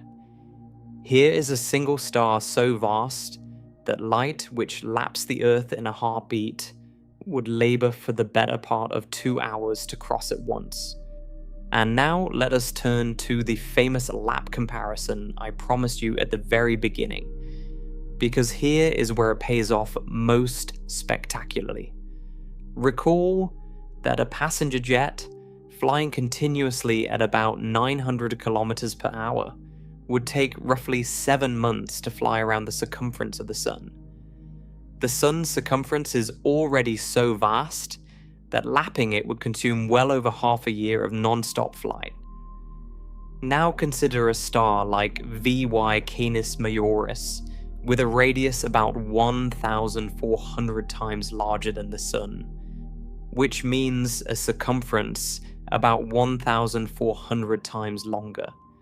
To fly that same jet around the circumference of this hypergiant without ever stopping would take not 7 months, but on the order of 1,000 years of continuous flight. Let that settle. Roughly 10 centuries, give or take. If you had launched that jet near the height of a medieval kingdom, flying day and night, never landing, never slowing, across the entire span of recorded modern history, through the rise of nations and the unfolding of every event we record in our history books, the jet would still be in the air today, still circling, and it would have completed roughly 1 lap of the star. A single circuit of 1 star, consuming more time than separates us from the medieval world. That is the true scale we set out to find. That is what it means for a star to be among the biggest ever discovered. We are not yet at the summit. Let us climb to the stars that have most often been crowned, however tentatively, as the largest known. First among these contenders is UY Scuti, a red supergiant in the constellation Scutum, the Shield, lying many thousands of light years away within our galaxy. For some years, UY Scuti was widely cited in popular accounts as the largest known star, and its radius has been estimated at around 1,700 times the radius of the Sun. Though, true to form, this figure carries enormous uncertainty driven largely by the difficulty of pinning down the star's distance. Let us take that representative figure of roughly 1,700 solar radii. That translates to a radius of approximately 8 astronomical units. Now place UY Scuti where the Sun sits, and its surface would reach out nearly to the orbit of Saturn, which orbits at 9.5 astronomical units. We have arrived at the finish line we planted at the very start of our journey. Here, at last, is a star whose surface would engulf Mercury, Venus, Earth, Mars, the asteroid belt, Jupiter, and reach out across most of the distance towards Saturn itself. Every planet from the Sun out to the gas giants would lie buried within this single star, with only Saturn and the cold outer worlds escaping. In our walking model of the solar system, where the Sun was a basketball and Saturn lay over 250 meters away, UY Scuti would be a glowing sphere reaching most of the way across that entire field. It would not be an object you could hold or even photograph in one frame. It would be a scale of thing that swallows planetary systems whole. But I must immediately temper this because UY Scuti's reign as champion is a perfect illustration of why we have insisted on humility throughout. More recent measurements, with improved estimates of the star's distance, have actually revised UY Scuti's size downward in some analyses, suggesting it may be smaller than once thought, perhaps no longer deserving of the title largest known at all. This is not a flaw in the science. It is the science working exactly as it should, refining its estimates as better data arrives. The supposed champion of one decade becomes a merely ordinary titan in the next, dethroned not by a larger rival, but by a better measurement of itself. This is precisely why I have refused, and will continue to refuse, to crown any single star as the definitive largest. The honest picture is not a podium with one clear winner. It is a cluster of contenders, all enormous, all uncertain, their estimated sizes overlapping within their error bars, the ranking shifting with each new study. UY Scuti, VY Canis Majoris, WOHG 64, and a handful of others all jostle within a similar range of roughly 7 to 9 astronomical units in radius, reaching from somewhere past Jupiter towards Saturn, and which one happens to be largest at any given moment depends on whose measurement you trust and what assumptions went into it. And there is a recent and revealing example of exactly that shifting, one that brings our theme of the moving crown to life better than any abstract caution could. In the constellation Cepheus again, not far from the Garnet Star, lies R.W. Cephei, a hypergiant that for years sat respectably but unremarkably among the large supergiants. Then, when astronomers turned newer, sharper measurements upon it, refining its distance and re-examining its light, its estimated size climbed dramatically, vaulting it upward into the company of the very largest stars known. Recent estimates place its radius at somewhere around 1,000 to 1,500 times the radius of the Sun, which in our terms means a radius reaching towards 6 or 7 astronomical units. Its surface engulfing everything out past Jupiter and reaching on towards Saturn.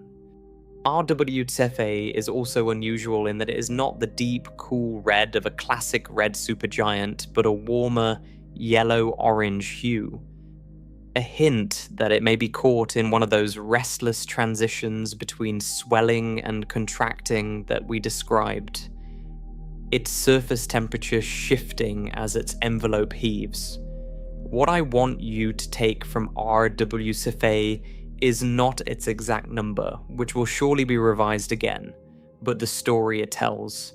Here is a star that was sitting in the catalogues all along, not thought of as a record breaker, and then a better measurement arrived and lifted it overnight into the ranks of the Titans. No new star was born. The star did not grow. Our knowledge grew. This is precisely how the crown of a larger star moves from head to head. Not because the stars are competing and changing, but because we are slowly, patiently learning to see them more clearly. Every few years, a fresh measurement reshuffles the ranking, lifts one contender and lowers another, and the list of the largest stars is quietly rewritten. R.W. Cephei is a living reminder that the frontier is not closed. It is being redrawn even now. Let us climb to one more contender. The star that, by several recent estimates, may currently hold the highest credible size estimate of all, Stephenson 2-18. This red supergiant lies within a distant cluster of stars in our galaxy, and its radius has been estimated at a truly staggering value. In some analyses, around 2,100 to 2,150 times the radius of the Sun. If that figure holds, and I emphasize the if, then Stephenson 2-18 would have a radius of nearly 10 astronomical units. Place it where the Sun sits, and its surface would reach out to, and perhaps even past, the orbit of Saturn at 9.5 astronomical units. This would be a star that engulfs not just the inner solar system and Jupiter, but reaches all the way to the ringed planet itself. To cross the diameter of such a star, light would need well over 2.5 hours. To fly our passenger jet around its circumference would take not 10 centuries, but well over 1,000 years of continuous flight, perhaps closer to 13. It is, by these estimates, perched right at the theoretical ceiling we discussed earlier, near the maximum size a star can reach before its own feeble surface, gravity can no longer hold it together at all, and precisely because it sits at such an extreme, its size estimate is among the most uncertain of all. Some astronomers question whether the star is truly as large as the highest estimates suggest, pointing to the difficulties of its distance and the assumptions in the modelling. Stephenson 2-18 may be the largest star we know, or it may be that its size has been overestimated, and that when better data arrives, it too will be revised.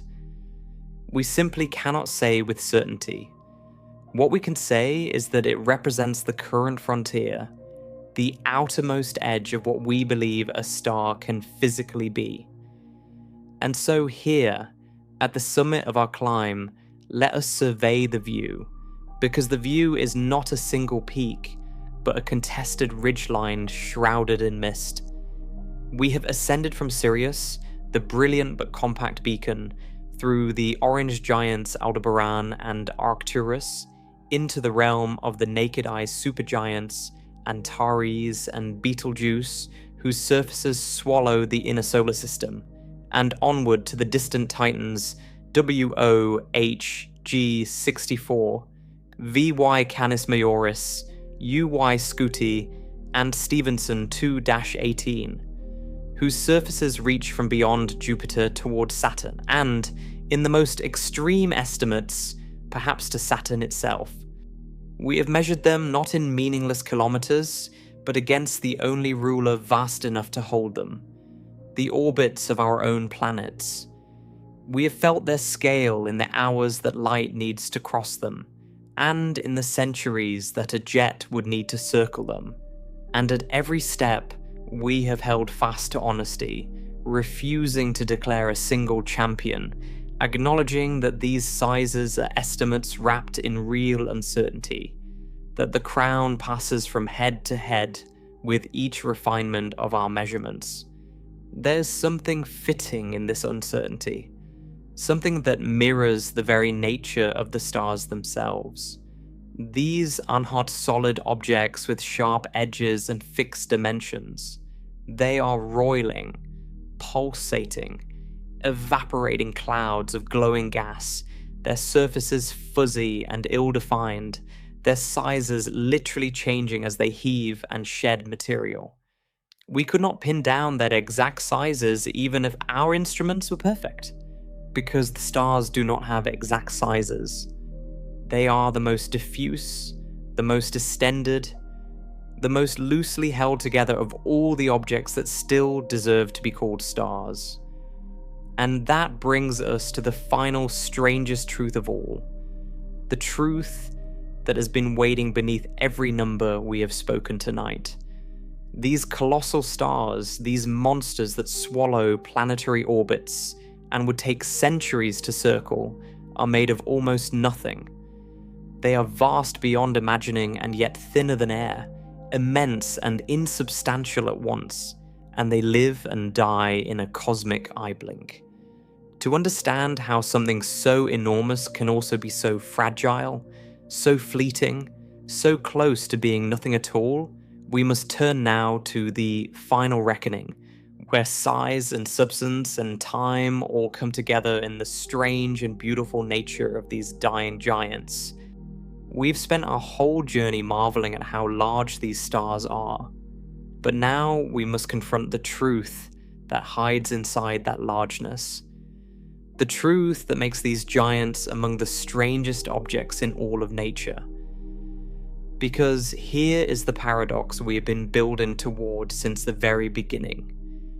These colossal stars, these monsters that swallow the orbits of planets, that would take light hours to cross and a jet centuries to circle, are made of almost nothing at all.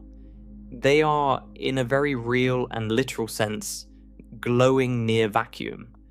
To understand how something so enormous can also be so insubstantial, we have to return to the principle I planted early on and have asked you to carry all this way. Size and mass are not the same thing. And in the giant stars, they have come apart so completely that the result defies every intuition we possess. Let us make this concrete with the most astonishing comparison of all. Think about the air around you right now, the air in your room. It feels like nothing. You walk through it without resistance, you barely notice it exists, and yet, the outer layers of a red supergiant, the vast envelope that gives these stars their record-breaking size, the very material whose distant edge we measure to crown them the largest stars ever found, that material is, in many places, far less dense than the air you are breathing. Let that sink in. The outer envelope of a star like Betelgeuse or Antares is thinner than the atmosphere of Earth. In fact, large portions of these supergiants are more rarefied than the best vacuum that scientists can create in laboratories on Earth. We build elaborate machines to pump air out of chambers, striving toward perfect emptiness, and we still cannot achieve a vacuum as thin as the gas in the outer reaches of a red supergiant. If you could somehow stand at the visible edge of one of these stars, the boundary we measure as its surface, you would find yourself surrounded not by anything resembling a solid or liquid, or even a thick gas, but by a tenuous, glowing wisp so thin that by earthly standards it would barely register as matter at all. How can this be? How can a glowing surface, a surface bright enough to see across thousands of light years, be thinner than air? The answer lies entirely in the mechanism we explored earlier. Remember that when a star swells into a supergiant, its mass does not grow. A red supergiant might contain, say, 15 times the mass of the Sun, perhaps less if it has been shedding material in its winds. But that mass, which was once packed into a star roughly the size of the Sun, has now been spread across a volume hundreds of times larger in radius. And because volume grows as the cube of the radius, spreading the material across a radius 800 times larger means spreading it across a volume more than 500 million times larger. Take the matter of a star and dilute it across a volume 500 million times greater, and of course it becomes unimaginably thin. The density plummets. The same amount of stuff, the same atoms, now occupy a space so vast that they are scattered far apart, drifting through enormous gulfs of near emptiness. The star is large precisely because it is thin. The two facts are not in tension. They are the same fact viewed from two angles. The envelope inflated, the matter spread out, and the result is an object both colossal and tenuous, vast and gossamer, a glowing ghost the size of a planetary system. This is why I have been so insistent throughout our journey that you hold size and mass apart in your mind. When we say UY Scuti or Stephenson 2-18 is among the largest stars ever found, we are making a statement only about radius, about how far the diffuse, glowing surface reaches from the center. We are saying nothing about how much matter the star contains. By mass, these supergiants are dwarfed by stars you have never heard of, and they are utterly humiliated by the truly dense objects of the cosmos. Consider the contrast. A neutron star, the collapsed remnant left behind when certain massive stars die, can pack more than the entire mass of our Sun into a sphere only about 20 kilometers across. A ball you could lay across a modest city. The matter in a neutron star is so densely packed that a single sugar cube-sized piece of it would weigh as much as a mountain. Perhaps 1 billion tons. There you have the opposite extreme from our giants. A neutron star is almost incomprehensibly small and almost incomprehensibly heavy. A red supergiant is almost incomprehensibly large and, for its size, almost incomprehensibly light. The universe builds both, and the difference between them is entirely a matter of density, of how tightly the matter is packed. The same amount of mass can be a tiny, crushing sphere or a vast glowing cloud, depending only on how it is arranged. There is something almost poetic in this. The largest stars are not the grandest concentrations of matter. They are the grandest dilutions of it. They achieve their size not by gathering more substance, but by spreading what they have ever more thinly, until they are scarcely more than luminous emptiness given shape.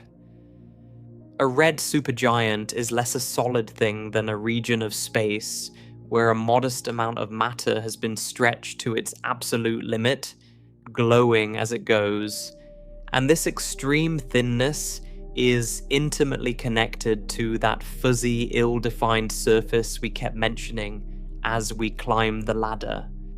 A planet has a sharp surface because its matter is dense and the transition from solid ground to empty air is abrupt.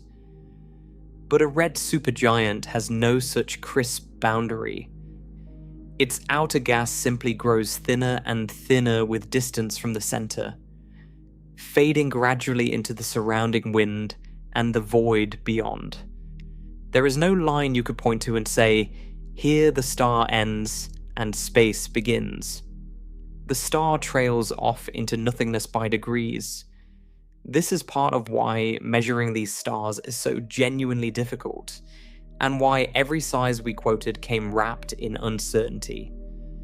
We are not measuring the edge of a solid ball. We are trying to define the boundary of a glowing fog that has no true edge at all. Now, let us turn from how these stars are built to how briefly they endure, because the diffuseness and the brevity are two faces of the same underlying physics, and together they complete the strange portrait of these objects. We noted earlier that the most massive stars live fast and die young, and that the supergiant phase is one of the very last chapters of a massive star's life. Now, let us understand why, and feel just how fleeting these titans truly are. The lifespan of a star is governed by a kind of cruel arithmetic.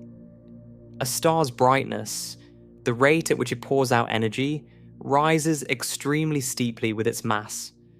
Double a star's mass, and it does not merely shine twice as bright. It shines many times brighter, burning through its fuel at a wildly accelerated pace. The most massive stars are so luminous, so prodigiously energetic, that despite having far more fuel to begin with than a star like the Sun, they consume it at such a furious rate that they exhaust it in a tiny fraction of the time. Let us put this in stark terms. Our Sun, a modest star, will live for roughly 10 billion years on the main sequence, quietly fusing hydrogen in its core. 10 billion years is a span so vast, it is hard to hold in the mind. But a massive star, the kind that becomes a red supergiant, might live for only a few million years in total. A star 20 or 30 times the mass of the Sun could burn through its entire existence, from birth to explosive death, in just a few million years, perhaps even less. Compared to the Sun's 10 billion, a few million years is a flicker less than 1,000th of the Sun's lifespan. And the supergiant phase itself, the brief final act in which the star swells to its enormous size, is shorter still, lasting perhaps only a few 100,000 years, and the most extreme stages at the very end last shorter yet. We touched on this in our discussion of the onion-like layers of fusion. The fusion of hydrogen can sustain a star for millions of years, but the later stages of fusing heavier elements burn out with terrifying speed. The fusion of carbon might last only centuries. The final stages, the fusion of the heaviest elements a star can manage, may last only days before the star can hold itself up no longer. So, when we gaze upon a red supergiant like Betelgeuse and marvel at its size, we are looking at a star in the closing moments of its life, a star that has already spent the overwhelming majority of its brief existence and is now entering its final, spectacular act before oblivion. These are not the stable, enduring monuments we might imagine the larger stars to be. They are dying stars, caught in the dramatic bloat that precedes their end. The very swelling that earns them their record-breaking sizes is itself a symptom of impending death.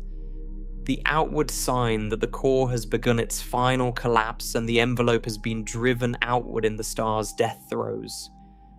The largest stars are the most ephemeral of the great stars, blazing enormous and red for a geological instant, and then vanishing. And vanish they do, often in the most violent events the universe has to offer. When the core of a massive supergiant finally runs out of any fuel it can fuse, when it has built up a core of iron that fusion cannot ignite, the core collapses catastrophically in a fraction of a second, and the star detonates as a supernova. In that explosion, the star briefly outshines an entire galaxy, blazing with the light of billions of suns, and it scatters its outer layers, all that vast diffuse envelope, across the surrounding space. The Titan that took us centuries of imagined flight to circle is torn apart in an instant, its material flung outward to enrich the cosmos. This is the fate that awaits Betelgeuse, and it may have already happened, the light of its death still racing toward us across the centuries. It is the fate that awaits Canis Majoris and the other Titans we have met. They are not permanent fixtures of the sky, they are temporary, doomed, magnificent, and brief. There is a deep and beautiful connection here, one worth pausing on, because it ties these dying giants to your own existence.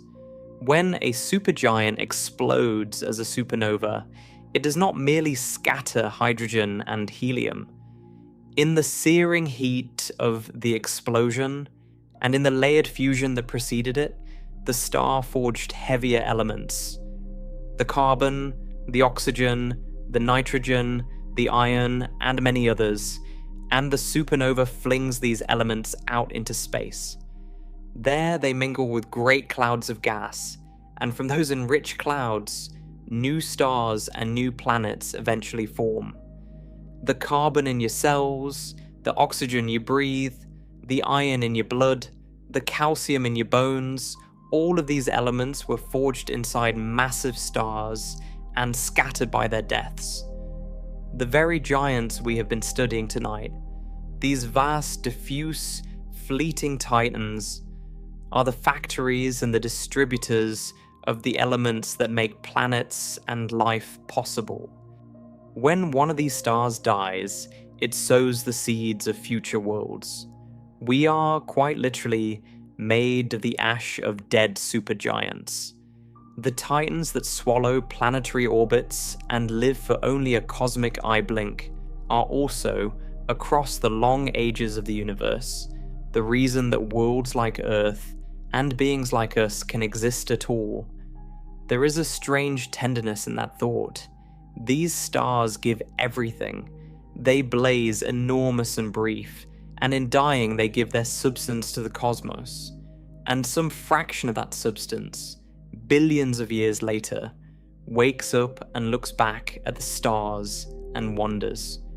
Now I want to return, with the full weight of everything we have learned, to the question of honesty, of uncertainty, of why we have refused throughout to crown a single champion.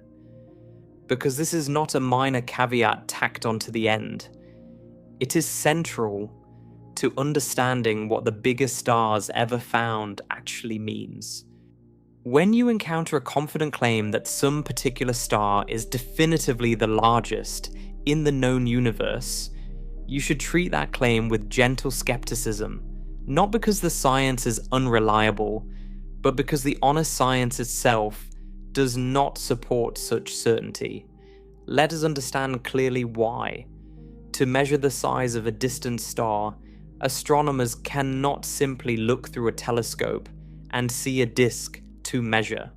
With very few exceptions, even our most powerful telescopes show these stars as mere points of light, unresolved, too far away to reveal any disk at all.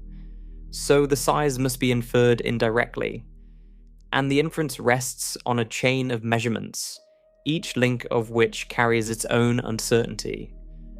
First, astronomers measure how much energy the star pours out, its total luminosity. But to know the true luminosity, they must know how far away the star is, because a star looks fainter the farther away it sits. And distance is precisely the hardest thing to measure in astronomy, especially for these rare, distant supergiants. A star whose distance is uncertain by 20 or 30% will have a luminosity, and therefore a calculated radius, uncertain by a correspondingly large margin.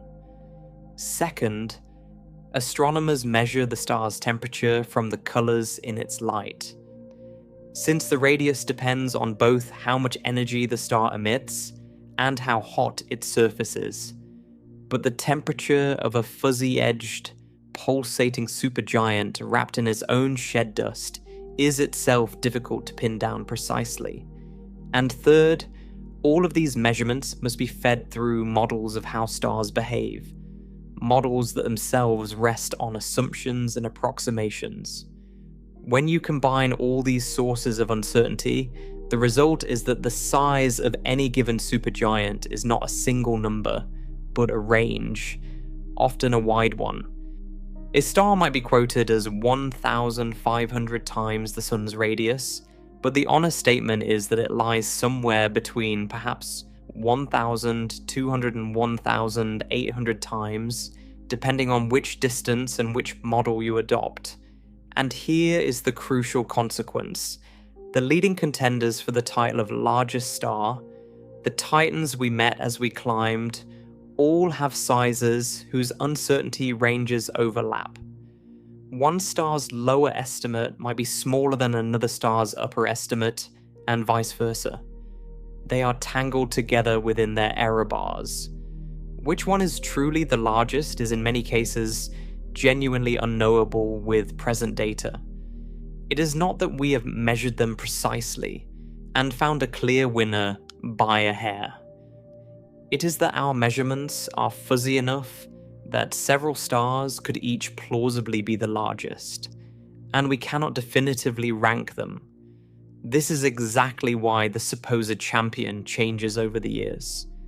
We saw it with UY Scuti, once widely proclaimed the largest known star, later revised downward in some analyses as better distance estimates came in, possibly losing its crown not to a larger rival, but to a more accurate measurement of itself.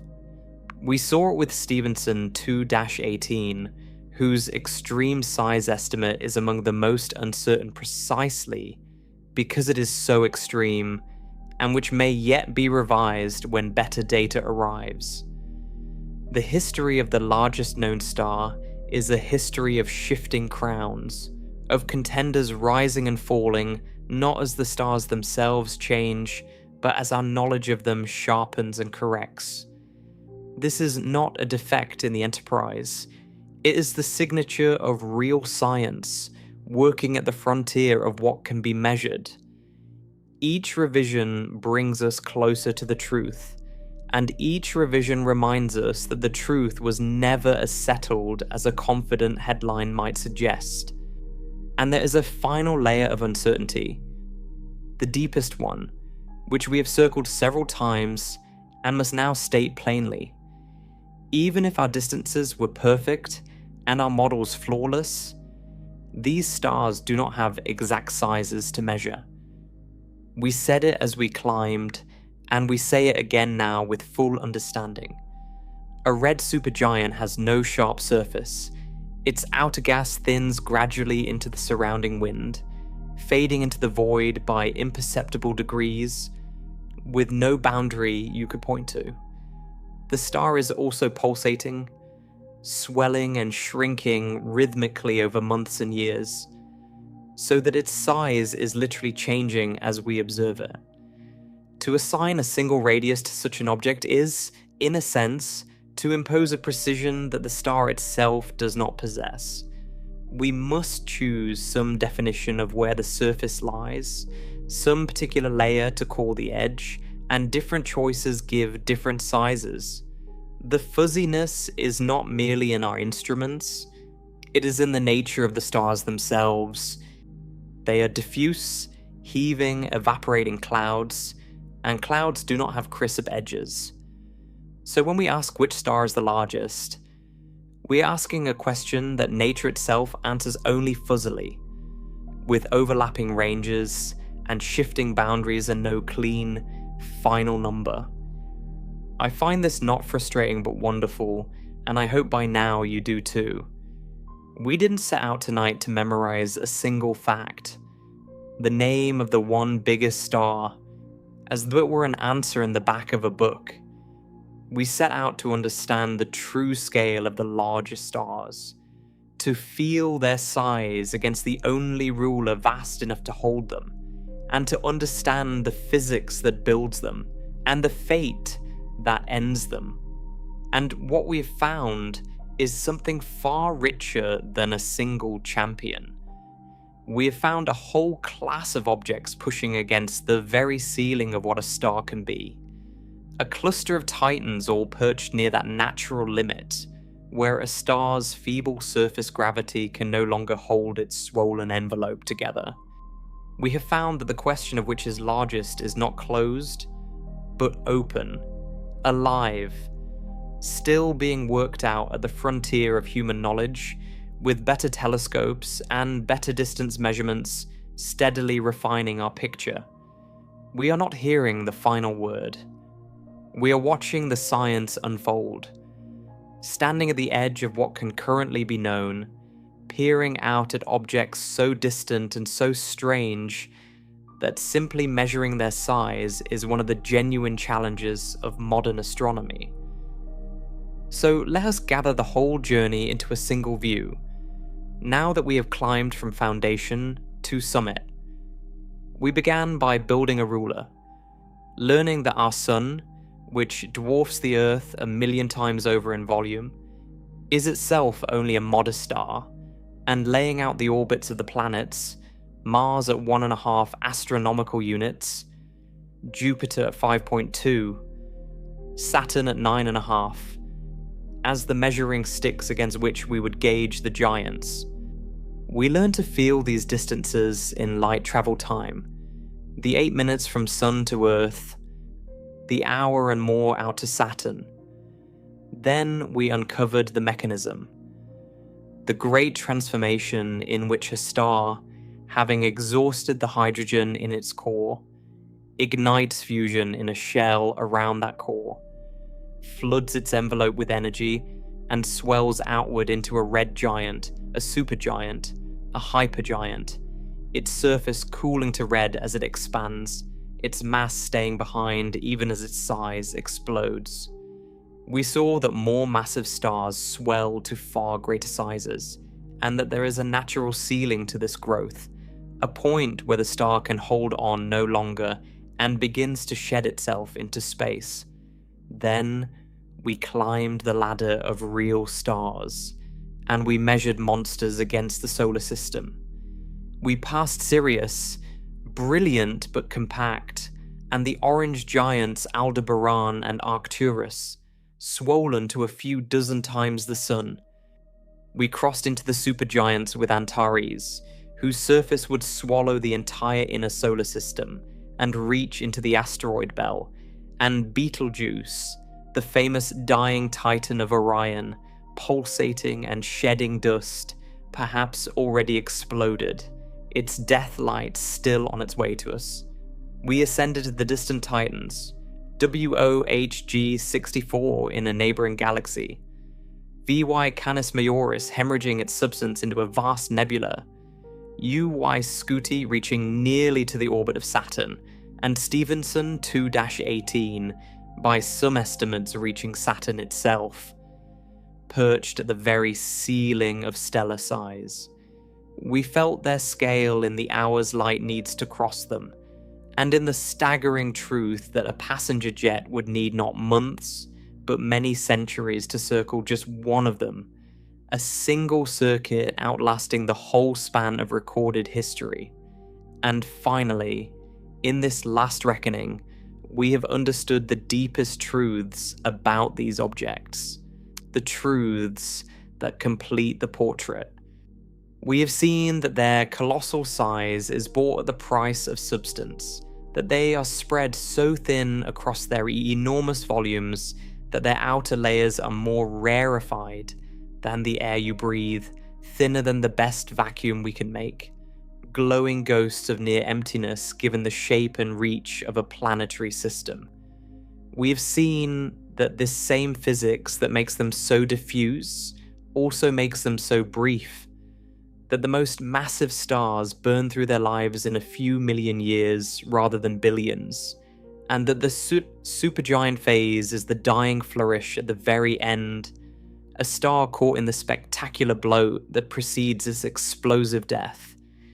We have seen that in dying, these titans scatter the elements they forged across the cosmos, sowing the material from which new worlds and new life arise, so that we ourselves are made of the ash of stars like these.